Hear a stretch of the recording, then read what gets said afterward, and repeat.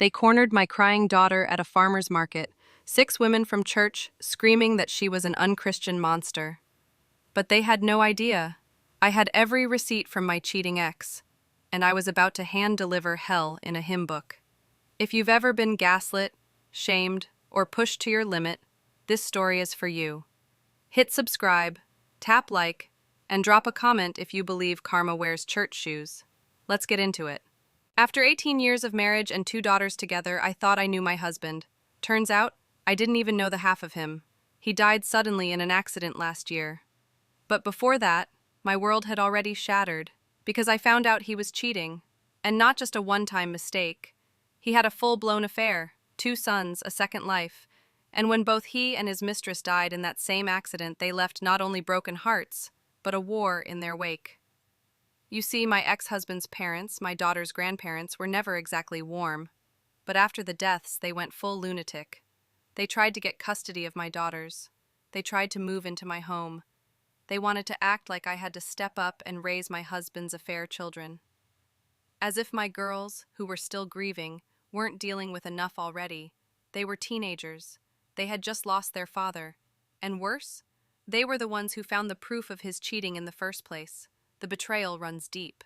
We were in the middle of divorce proceedings when he died.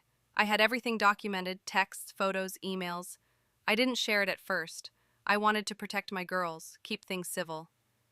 But I underestimated just how far my ex-mill would go. It was my youngest daughter's birthday. I gave her some cash and let her roam our local weekend market, a sweet, bustling place with homemade jams, fresh produce, and artisan chocolate. Her favorite. An hour passed, then another. I started to get worried, and just as I was about to call her, she called me, sobbing. "Mom, these old women won't let me leave. They're saying things about you, about us." I panicked. My oldest and I rushed through the stalls, dodging confused shoppers and wheelbarrows of tomatoes. And there she was, backed up against a vendor's table, tears streaming down her cheeks. Surrounding her? 6 women, all in their 60s or older, all from my ex-in-law's church. They were yelling at my 15-year-old, calling her unchristian, saying she had a duty to be a good big sister to her orphaned brothers, that she was heartless, that we had left her grandparents to rot. I lost it. My vision went red. I shoved through the group and stood between them and my daughter. "Go to the car," I told my oldest. "Help your sister and take what she bought." Then I turned and unleashed the rage I had been holding back for months. "You should be ashamed of yourselves," I snapped. One of them, smug and powder-perfumed, tilted her head and said, "You refuse to take in your husband's parents, your husband's children. What kind of Christian are you?" I said, "The kind that doesn't raise the products of her husband's affair while his parents try to steal custody of my daughters." "Oh, so bitter," another one chimed in. "It's your duty. A good Christian wife obeys." I laughed, loud, unhinged. "He cheated. He died. And you are out here stalking and harassing teenage girls. You want to talk about sin?" Eventually, the scene got so chaotic that we were all escorted out of the market. The women followed me to my car, still shouting like a pack of angry vultures. I locked the doors and drove off. But inside, I was shaking. Not from fear, from fury. And I knew it was time. Time to stop defending myself, time to go on the offensive. That night, after the girls went to bed, I couldn't sleep. I called a mutual friend, someone still in the church, someone who always had a level head. He apologized profusely, then spilled the tea. Apparently, my ex-mill had posted this massive sob story on the church's private Facebook group, a heart-tugging novella about how we abandoned her and my father-in-law, how my daughters refused to even acknowledge their baby brothers, and how they were left homeless and destitute. She told them I refused to raise the boys because I hated men, and that the mistress had been our surrogate because I couldn't have more children. Let me say that again.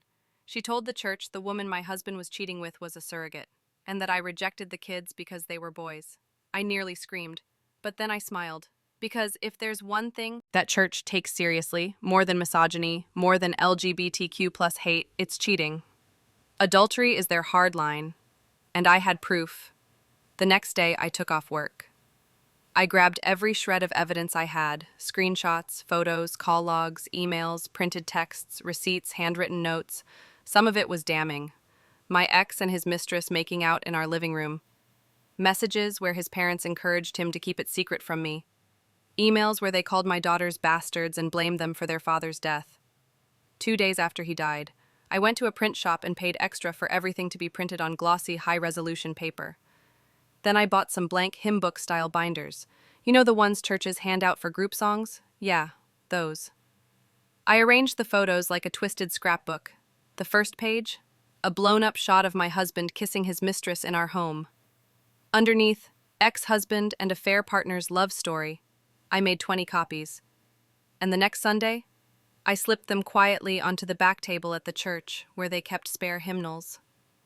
The gossip fire spread faster than I expected. By Monday, their Facebook group had exploded.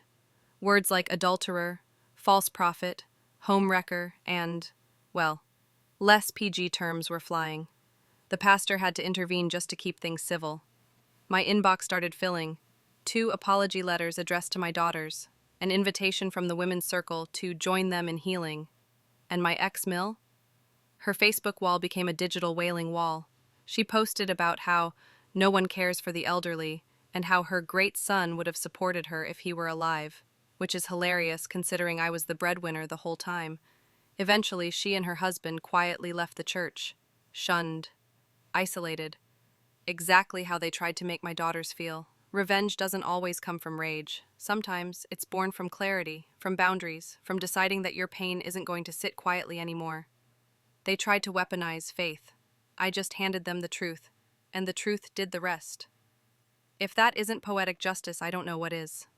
What's the most satisfying revenge you've ever witnessed or experienced? Drop it in the comments. I read every one. And if you love stories where the villains get exactly what they deserve, hit that subscribe button, like the video, and share this with someone who needs to see that justice can be served, binder style. My trash can was out for 1 extra minute, and he fined me $200. When I showed him receipts proving I had no choice, he smirked and said, "Rules are rules." He thought I was just another powerless homeowner. He had no idea I was about to destroy his entire life, legally, methodically, and permanently. If you've ever dealt with a power-hungry boss, a petty neighbor, or anyone who thought they were untouchable, then hit that subscribe button, like this video, and drop a comment below, because this is the kind of revenge that doesn't just settle scores, it rewrites the rules. Let's dive in. When I first moved into my quiet suburban neighborhood, I was chasing peace. You know, Saturday barbecues, kids playing outside, freshly cut lawns, and maybe the occasional neighborly wave. Instead, I moved into a kingdom ruled by a tyrant named Todd, the HOA president from hell. Todd wasn't just strict, he was vindictive. He enforced the rules like a dictator with a clipboard, yet broke them himself like he was above it all. You'd get slapped with a $200 fine if your trash can lingered on the curb past 9 a.m. But Todd? His yard was a chaotic mess of unapproved structures and illegal fencing. He didn't just enforce the HOA, he weaponized it, and he made it personal. When I got fined $500 because my fence stain was a shade off, I tried reasoning with him. The approved stain was out of stock everywhere. I showed receipts, supply notices, even photos. Todd looked at me, smirked like a man who thought he owned the world, and said, "Rules are rules." That's when I felt it. That cold fury building in your gut when you realize someone is using power not to protect, but to punish. And that's when I decided Todd wouldn't just be stopped. He would be buried under the weight of his own corruption. Todd's first mistake was thinking I was weak, that I'd tuck my tail between my legs and repaint my fence. I volunteered for the HOA board under the friendly guise of wanting to, quote-unquote, get more involved, end quote. I smiled, nodded, and played the wide-eyed newcomer role to perfection. Meanwhile, I was studying him like a hawk. For 2 years, I watched how Todd ran the HOA like his personal empire. He controlled votes by burying dissenters in paperwork and only scheduling decisions when his cronies could attend. Any homeowner who pushed back? Their forms mysteriously disappeared, and their complaints never made it to the agenda. I stayed quiet. I built trust, and I took detailed notes. My original plan was simple. Wait him out. Take over when his term expired. But then I noticed something that made this personal war necessary. The HOA fees were absurdly high. I mean, for a neighborhood with a closed pool and dead landscaping, where the hell was that money going? I asked Todd for the budget during a meeting. He laughed and said, "Don't worry, I've got it under control." Translation? None of your business. So I filed an official request. HOA bylaws require transparency, after all. He ignored it. That's when I started quietly talking to other homeowners, and wow, the stories spilled out like a broken dam. One guy swore Todd built a new patio with HOA funds. Another saw Todd's kids swimming in the closed-for-maintenance pool. People had requested budget access for years, all ignored. That's when I knew. Todd wasn't just a petty tyrant. He was stealing from us. Eventually, under pressure, Todd begrudgingly turned over the financial records, and they were a disaster. No consistency, missing invoices, nonsense charges like $15,000 to a landscaping company that didn't even exist. Thousands of dollars labeled admin fees with no explanation. I cross-referenced our HOA bank statements with public records, and there it was, the smoking gun. Payments traced back to Todd's personal accounts, fake contractor names, inflated invoices. And his buddy, the contractor who handled maintenance, a known scammer with no license and a criminal record. I built a report like I was prepping for war. Spreadsheets, timelines, public records, photos, even statements from neighbors who'd seen shady things firsthand. I was done watching from the sidelines. The annual HOA meeting was usually a ghost town, just Todd and his friends congratulating themselves over stale coffee. But this time, I made sure that changed. I went door to door. I kept it vague, just enough to ignite curiosity and outrage. You might want to come to this one, I'd say with a smile. It's going to be informative. When the night arrived, the room was packed. Todd strutted in like usual, acting like the king of the castle. He opened with his same tired speech about how hard it was managing everything. No one appreciates how much I have sacrificed, He said with faux humility. And that's when I stood up. Hey, Todd, I said, loud and clear. Mind explaining why our HOA paid $15,000 to a landscaping company that doesn't exist? The room went still. He chuckled nervously. I don't think this is the time or place. I cut him off. Actually, Todd, it's exactly the time and place. I handed out my report. People started flipping through it. Whispers turned into gasps, gasps into outrage. Within minutes, the crowd erupted. Todd tried to talk over them, but it was over. I called for a vote to remove him, and when the ballots came back, unanimous. Todd was out. Step 5. The final blow. We hired an independent auditor. Everything in my report? Confirmed. Todd had embezzled over $50,000. He'd funneled HOA money into personal projects, paid his friend for fake work, and violated multiple civil and criminal statutes. We filed a lawsuit. The police got involved. Todd was forced to sell his house to pay restitution and legal fees. But that wasn't the end. His shady contractor friend? Exposed and banned from working in our county. Todd's name? A punchline at block parties. He tried joining another HOA in a nearby town. Someone Googled him mid-meeting and burst out laughing. They didn't just reject him, they roasted him. With Todd gone, we rebuilt. We added term limits. Every financial decision now requires multiple board members to approve. We launched an online portal where every homeowner can see meeting minutes, budgets, and policies in real time. The pool? Open and beautiful. The landscaping? Immaculate. The fees? Lower than ever. And Todd's old house? Bought by a lovely family who waves every morning as I walk by with my coffee. Every time I pass, I smile. Because I didn't scream, I didn't break the rules, I used them. And I buried a tyrant with his own paper trail. Justice wasn't just served, it was curated, signed, sealed, and savored. Sometimes, revenge isn't about rage. It's about patience. About letting someone dig their own grave while you quietly take notes. In the end, the best revenge is being the calm storm that ends a tyrant's reign without raising your voice. If you felt even a sliver of satisfaction watching Todd get what he deserved, smash that like button and subscribe for more real stories of revenge and justice. Drop a comment below. What's the pettiest power trip you've ever seen someone go on? Until next time, remember, the quiet ones are the ones to watch. She thought she was clever. Thought I'd never find out, but I tracked every mile she drove, uncovered every dirty secret, and when I struck back, I didn't just expose her. I shattered her lover's marriage, career, and freedom.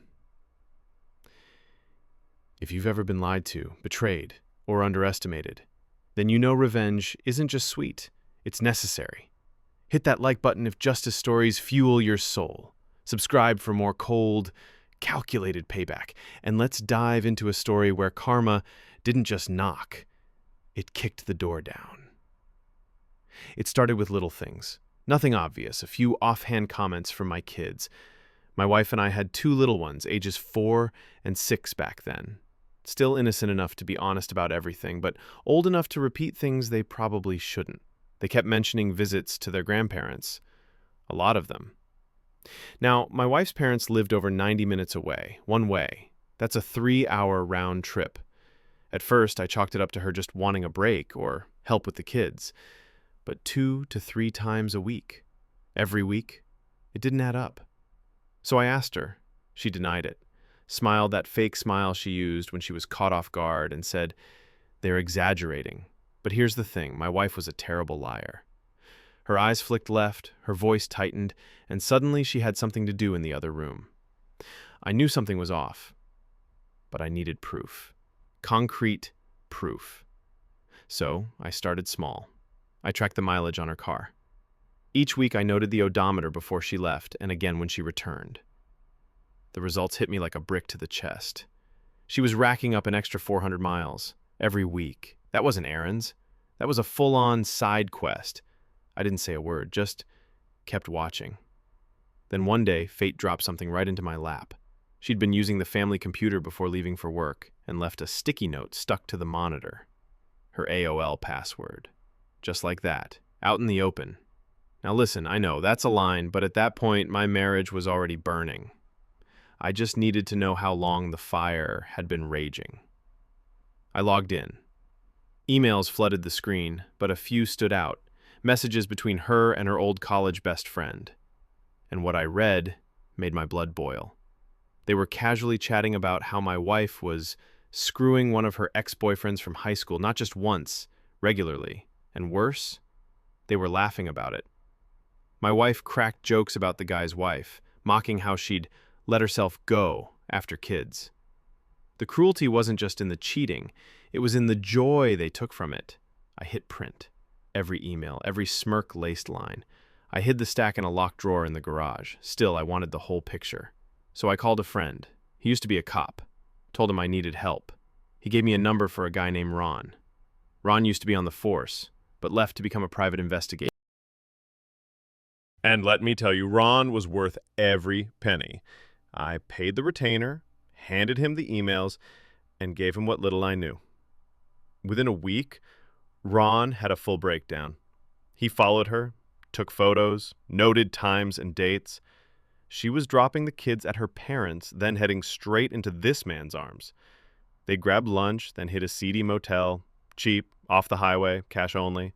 A few hours later, she'd swing back, pick up the kids, and come home, smiling, acting like everything was fine. It wasn't fine. At this point, I hired a divorce lawyer, not because I wanted out fast, but because I wanted everything done right.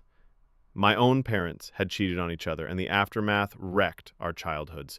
I swore my kids would not go through the same hell, but I wasn't done yet.